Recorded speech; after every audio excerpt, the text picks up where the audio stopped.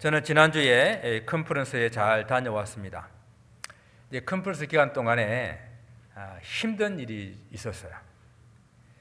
저는 소위 믿음이 좋다라고 하는 그런 분들이 하는 그런 행동 중에서 무례하고 또 너무 지나치게 거룩함을 이렇게 나타내려고 하는 그런 것들을 보면은 제가 참 힘들어해요. 모든 말마다 아버지, 주여, 할렐루야, 아멘도 그냥 아멘 안 해요. 아멘. 은혜 받으면 그렇게 할 수 있죠. 그런데 그런 분이 밥 먹을 때는 줄을 안 서고 새치기를 하고 빨리 먹고요. 다른 사람은 전혀 배려하지도 않고 그렇게 하는 행동들을, 제가 그 구체적인 행동을 말하면 여러분 시험 받을까 봐 말씀을 못 드려요. 그분이 딱 내 앞에 앉아 있는 거예요. 제 앞에. 근데 사실 그분이 이번에 3차 컨퍼런스인데요. 1차 컨퍼런스에도 있었어요. 그래서 제가 올라갈 때 많이 좀 이렇게 염려를 했었거든요. 영락없이 그분이 이번에도 오셔서 계속 제 마음을 거스르게 하는 겁니다. 근데 지난주 설교가 무엇이었습니까? 마음을 넓히라 그랬잖아요. 또 선입견을 가지지 말고 편견을 가지지 말자라고 설교를 했는데 그분이 제 앞에서 계속 그렇게 하니까 제 속에서 너무 힘든 거예요. 그래서 씨름을 하다가 내려왔는데요. 그래서 계속 그래도 제 마음속에 주님, 마음을 넓혀야죠. 선입견을 갖지 말아야죠. 편견을 갖지 말아야지. 저분도 어떤 분명한 저분만의 어떤 무엇이 있겠죠. 하면 다짐하고 참나라고 참 힘든 시간을 보냈습니다. 여러분은 어떻게 지내셨어요? 마음을 좀 넉넉하게 이렇게 가지고 지내셨습니까? 선입견 없이, 편견 없이 그렇게 한 주간을 잘 지내오셨습니까? 여러분 참 잘 하셨습니다. 오늘 본문에서는 너희는 믿지 않는 자들에게 멍에를 함께 매지 말라라고 명령하고 있습니다. 아니, 이 말씀은 지난주 말씀하고 좀 다르지 않아요? 지난주는 마음을 넓게 가져라, 선입견을 가지지 말고 편견을 가지지 말라라고 말씀하시더니 오늘 세상 안에 살면서 어찌 믿지 않는 사람들과 함께 하지 않을 수가 있냐 하는 이야기예요. 깊은 산으로 들어가든지 아니면 저 외딴 섬으로 무인도로 이게 가든지 하면은 가능할까? 그것이 그것이 불가능하지 않습니까? 우리가 이 땅에 사는 한 믿지 않는 사람들과 더불어 살 수밖에 없잖아요. 그래서 오늘 이 말씀을 정말로 세상 사람들과 담을 쌓으라는 그런 뜻인가? 정말 이렇게 상종하지 말고 살아라는 그런 뜻인가? 그렇게 한번 생각해 보기를 원합니다. 지난 13절까지의 말씀이 너희도 마음을 넓히라라는 이 적극적인 명령을 한 다음에 믿지 않는 자들과 함께 멍에를 매지 말라는 이 말이 너무 앞뒤가 맞지 않으니까 성경을 비평하는 이 사람들은요, 어떻게 해서든지 성경을 부정하려고 하는 이 사람들은 또 흠집을 내려고 합니다. 오늘 이 본문의 이 14절부터 7장 1절까지 이 말씀은 사도 바울이 쓴 말씀이 아니야. 후대의 다른 사람들이 여기다가 말씀을 첨가해 넣은 것이다 라고 이렇게 이야기를 해요. 그러면서 그들은 주장하기를 13절에서 마음을 넓히라고 말하고 난 다음에 7장 2절을 딱 넘어가니까 마음으로 우리를 영접하라는 말과 너무도 잘 연결되지 않냐 이렇게 주장하는 거예요. 이런 주장으로 성경이 하나님의 말씀이 아니다라고 말하고 싶은 거예요. 이런 사람들의 말에 귀를 기울이지 마시기 바랍니다. 그러면 이 믿지 않는 자와 멍에를 함께 매지 말라는 이 말씀을 무슨 말씀일까요? 어떻게 우리가 이 말씀을 오늘 이해하고 우리 삶 속에 받아들여야 할까요? 먼저 이 말씀은요, 신명기 22장 1절에 언급된 너는 소와 나귀를 결의하여 갈지 말라라는 이 말씀에서 인정해온 그런 말씀입니다. 농부가 밭을 가는데요, 소와 나귀를 왜 함께 이 멍에를 매지 못하게 했을까요? 자, 보기 나갑니다. 1번, 소와 나귀가 서로 싸워서. 2번, 소와 나귀는 너무 친해가지고 일하지 않고 놀까봐. 3번, 소와 나귀는 크기가 달라서 멍에가 서로 맞지 않기 때문에. 4번, 소는 부지런하고 나귀는 게으르니까. 몇 번 같아요? 3번 같습니까? 예, 우리 교회 성도님들은 너무 찍기를 잘하십니다. 예, 한 번도 틀린 적이 없어요. 예, 뭐 답이 좀 다를 수는 또 뭐 다른 생각을 가질 수는 있겠지만은 분명한 것은요, 소와 나귀는 다릅니다.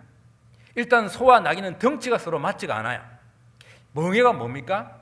밭을 갈거나 수레를 끌게 될 때에 이 동물의 이 등뼈에다가 어깨뼈에다가 딱 이게 걸쳐서 이 수레를 끄는 것 아니겠습니까? 그래서 나귀와 이 소는 함께 놓을 수가 없다는 이야기예요. 또 소와 나귀는 보폭도 다르고 힘도 달라요. 그래서 함께 멍에를 매게 되게 되면은 균형이 맞지 않고 함께 보조를 맞춰 나갈 수 없기 때문에 이렇게 밭을 갈기도 어렵고, 그리고 소와 나귀 둘 다 힘들게 됩니다. 뭐 우리가 예를 들어서 여러분 오늘 다 자동차를 운전하고 이렇게 오셨을 텐데요. 앞바퀴에 타이어에 공기압이 많이 다르게 되게 되면은 운전하기 얼마나 힘들어요. 핸들을 꽉 붙들고 있어야 되지 않습니까? 그런데 아예 바퀴의 크기가 다르면 어떻게 될까요? 빙글빙글 돌 겁니다. 앞으로 갈 수가 없어요. 목표한 곳에 도달할 수가 없다는 이야기입니다. 이런 의미에서 이 신명기 말씀은 각기 서로 다른 종류의 짐승들에게 이 같은 멍에를 씌우지 말라라고 이렇게 권면을 한 겁니다. 그런데 이 말씀을 인용해가지고 사도 바울은 좀 더 이렇게 믿지 않는 자와 불신자의 교제하는 이 부분을 가지고 적용을 시키고 있는 거예요. 왜 신명기 말씀과 좀 다르게 이렇게 적용할까라고 생각했을 때에 하나님께서 이 명령을 신명기 말씀을 명령을 주셨을 때에 사람들에게 농사 짓는 방법을 설명하기 위해서 이런 교훈을 하신 것은 아니다라는 거예요. 분명히 소와 나귀는 다르고 저는 다른 동물이고 함께 일할 수 없는 그런 동물이고 함께 섞일 수 없는 동물을 사용해서 농사를 짓지 말라라고 하는 것은 농사법이 아닌 다른 영적인, 다른 신앙적인 그런 의미가 그 속에 있다라고 하는 것입니다. 사울이 바로 이런 영적인 의미를 이해하고 도무지 함께 할 수 없는 것들이 이 세상 가운데 있다. 그것을 열거하고 있는데요. 14절과 16절에 의와 불법이 어찌 함께하며 빛과 어둠이 어찌 사귀며 그리스도와 벨리알이 어찌 조화되며 믿는 자와 믿지 않는 자가 어찌 상관하며 하나님의 성전과 우상이 어찌 일치되리요. 이렇게 5가지를 함께 할 수 없는 것들을 열거하고 있어요. 의와 불법이 함께 할 수 없습니다. 의는 하나님께로부터 오는 것이기 때문에요. 이 불법이 함께 가고 할 수 없다는 이야기입니다. 의는 불법을 정죄하고 멀리하며 또 이 불법은 이 의를 것을 싫어하고 배척하기 때문에 둘이 공존할 수가 없는 거예요. 또한 빛과 어둠이 함께 할 수가 없어요. 깜깜한 곳에 빛이 들어가게 되면 어둠은 물러가게 돼 있거든요. 빛이 공존하게 되지도 못한다는 이야기입니다. 그리고 도무지 함께 할 수 없는 것을 하는 예를 들었는데요. 그리스도와 벨리알이 어찌 조화가 되겠느냐고 묻습니다. 그리스도는 알겠는데 벨리알은 누굽니까? 원래 이 벨리알은 구약 성경에서 말할 때에 고유명사는 아니에요. 고유명사는 아닌데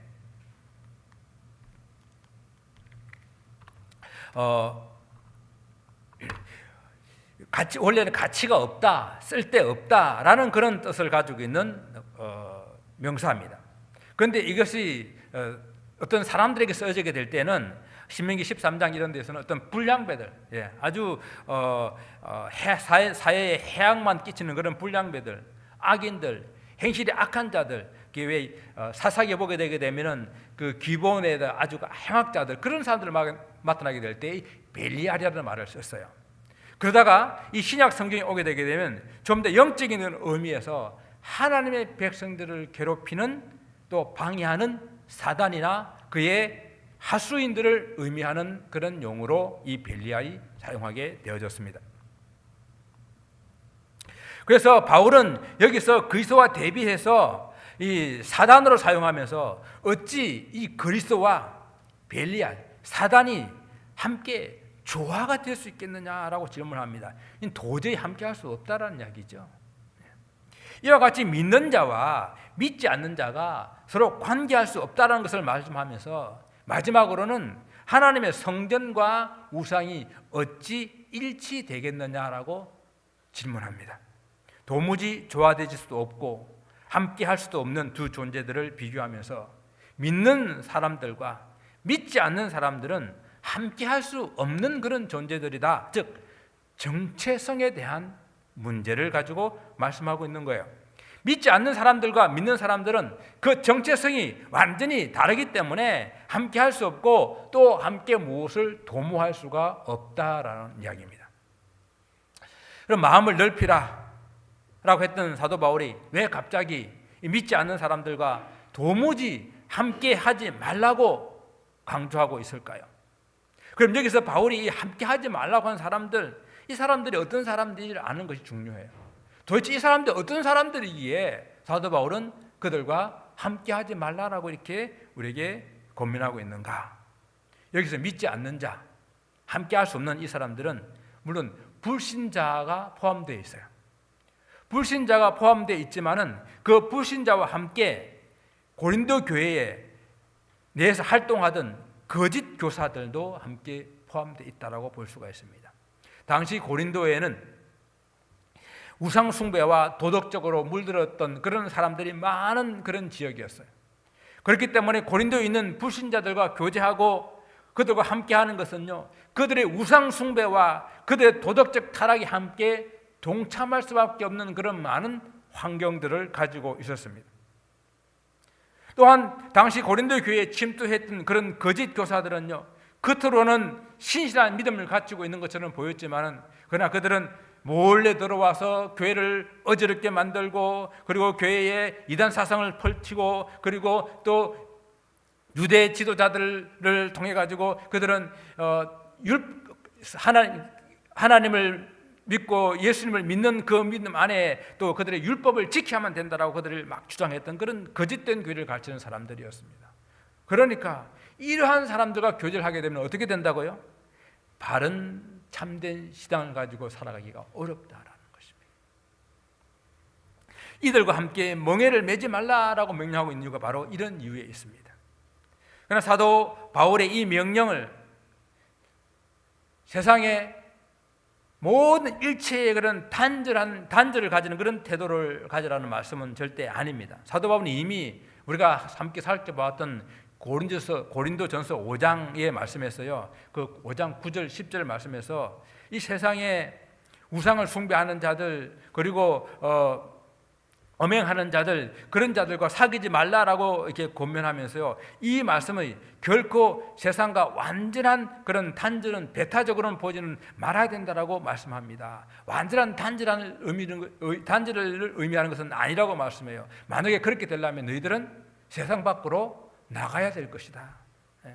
즉 세상 지구를 떠나야만 그런 일이 가능하지 그런 일은 가능하지가 않다라고 분명히 우리에게 말씀해 주고 있습니다. 그러므로 오늘 이 본문의 말씀을 우리가 앞뒤 문맥으로 잘 살펴보게 되게 되면 바울은 고린도 교회 성도들에게 좀 마음을 활짝 열고 선입견 없이 편견 없이 그렇게 사람들을 대하기를 강력하게 권고하면서 고린도 교회들이 마음을 활짝 연다고 하는 것이 이렇게 불법한 자들과 어울려서 그렇게 무분별하게 자신의 삶을 그렇게 내맡기는 그런 일을 해서는 안 된다라고 하는 것을 상기시키기 위해서 이 말을 하고 있는 거예요. 우리가 마음을 연다고 그들과 함께 죄를 짓고 그들과 함께 그들의 죄악을 받아들이는 그런 삶을 살아라고 말씀하는 것은 아니지 않습니까?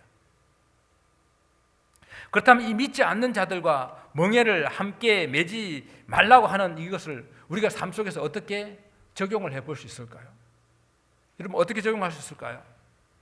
우리가 믿는 사람들로서 믿지 않는 사람들과 세상과 살아갈 수밖에 없는데요, 물론 어떤 분은 친구들이 다 믿는 사람들만 친구들을 가지고 있을 수도 있겠지만, 그러나 우리가 어찌 그리 살겠습니까? 우리가 마켓도 가고 또 어떤 많은 어떤 일들을 하면서 믿지 않는 사람들과 더불어 살 수밖에 없지 않습니까?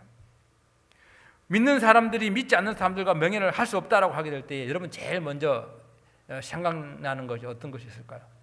어떤 분이 이런 것을 예를 듭니다. 많은 분들이 그러면 불신자들과 결혼하는 것이 어렵겠네요라고 이렇게 이야기를 해요. 우리가 믿지 않는 사람들과 명예를 함께 매지 않는 문제를 생각하게 될 때에 불신자와 결혼하는 문제 생각해 볼 수 있습니다. 물론 이 본문이 불신자와의 결혼 문제를 주제로 다루고 있는 그런 본문은 사실은 아니에요. 하지만 우리가 불신자들과 결혼 문제에 적용은 해볼 수가 있습니다. 여러분, 그리고 우리가 오늘날 이 땅에 불신자들과 이미 결혼을 해서 사는 분들도 있잖아요. 그런 분들에게 주는 교훈 또한 아닙니다.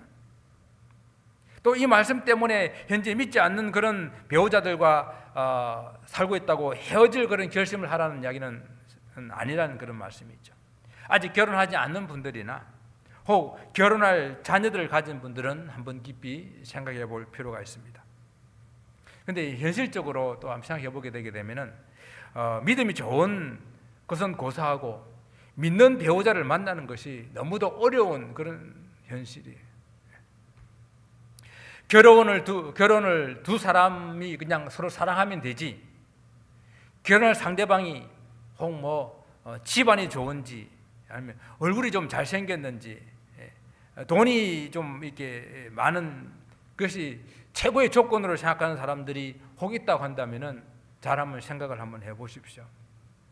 결혼은 두 사람의 가장 친밀하고 하나가 되어서 평생을 살아가는 그런 관계인데요, 우리가 불신자와 결혼을 했을 때에 신앙이 일치하지 않는 그런 문제를 결코 작은 문제로 볼 수가 없습니다. 살면서 서로 신앙의 일치점을 찾을 수 없을 뿐만 아니라 그 신앙으로 때로는 우리가 헌신하고 봉사하는 그런 많은 문제점에서 서로 합의점을 찾지 못하기 때문에 많은 어려움들을 겪는 것을 우리는 보게 됩니다. 또한 여러분, 자녀 문제를 한번 생각해 보셔야 됩니다. 우리 생이 이 땅에서만 끝나는 것이 아니라, 또 우리 믿음에서만 끝나는 것이 아니라 우리 믿음이 자녀들에게 계속 이렇게 이어져서 그들이 또한 하나님의 잘 믿는 자녀들로 양육해야 되는데, 믿지 않는 그런 배우자와 함께 자녀를 믿는 자녀로 이렇게 잘 믿음을 전수해 주는 것이 쉽지 않다라고 하는 것입니다. 물론 어떤 분들은 이렇게 말합니다. 살면서 전도하면 되지 뭐. 그렇게 되면 얼마나 좋겠어요. 그렇게 되면 정말 좋은 일입니다. 그러나 그렇게 되기 위해서는 얼마나 많은 시간을 다투며 갈등하며 또 마음 아파하는 그런 시간들을 보내야 되는지 모릅니다. 또 우리가 또 살면서요, 믿지 않는 그런 배우자로 인해서 얼마나 또 많이 타협을 해야 되는지 여러분 아십니까? 그렇기 때문에 처음부터 영적인 연합을 할 수 있는 그런 믿음의 사람을 만나는 것이 중요하다라는 것을 우리는 생각해 볼 수 있습니다. 그래서 부모님들은요, 아직 결혼하지 않은 자녀들이 있다고 한다면은 배우자들을 위해서 많이 기도하셔야 됩니다. 배경과 가문과 학벌, 직장이 좋은 사람이 아니라 정말 믿음이 좋은 그런 배우자를 만날 수 있도록, 마음이 바르고 성실한 그런 사람을 만날 수 있도록 기도하는 것이 중요합니다. 또 한 가지들을 생각해 본다고 한다면요, 우리가 믿지 않는 사람들과 동업하는 문제를 한번 생각해 볼 수 있어요. 이것도 참 어려운 문제예요. 세상에 믿음이 좋다고 하는 사람들을 보게 되게 되면은 이 사업적인 마인드가 없어. 그렇지 않아요? 또 뭐 교회를 다닌다고 하지만은 잘 보니까 성경적이지도 않아. 심하게는 너무 부정직해. 이런 경우도 있어가지고 좀 이 믿는 사람들과 동업하는 문제를 좀 말씀드리기를 좀 조심스럽기는 하지만요, 그래도 우리가 사업을 할 때에 정말 이 사업이 하나님께서 기뻐하시는 사업이 되고, 내가 성경적인 그런 가치관과 그런 성경적인 그런 원리를 가지고 내가 사업을 해서 하나님께 영광을 돌려야 됐다고 생각한다면은 이왕이면 믿음의 사람들과 사업하는 것이 좋지 않겠습니까? 믿는 사람들이 함께 동업을 해서가 문제가 아니라 정말 바르게 믿고 잘 믿는 사람들과 함께 동업을 하지 않아서 문제인 거예요. 또한 우리 자신이 바른 그런 성경적인 가치관, 우리 자신이 바른 그런 믿음을 가지고 정직하게 사업을 하지 않아서 문제인 것이죠. 단지 사업뿐만 아니라 여러분들이 직장생활을 하는 것도 마찬가지입니다. 우리가 사회생활을 하는 모든 것도 마찬가지예요. 믿는 사람으로서의 바른 정체성을 가지고 바르게 직장생활을 하는 사람들이 많지 않은 것이 문제라는 것입니다.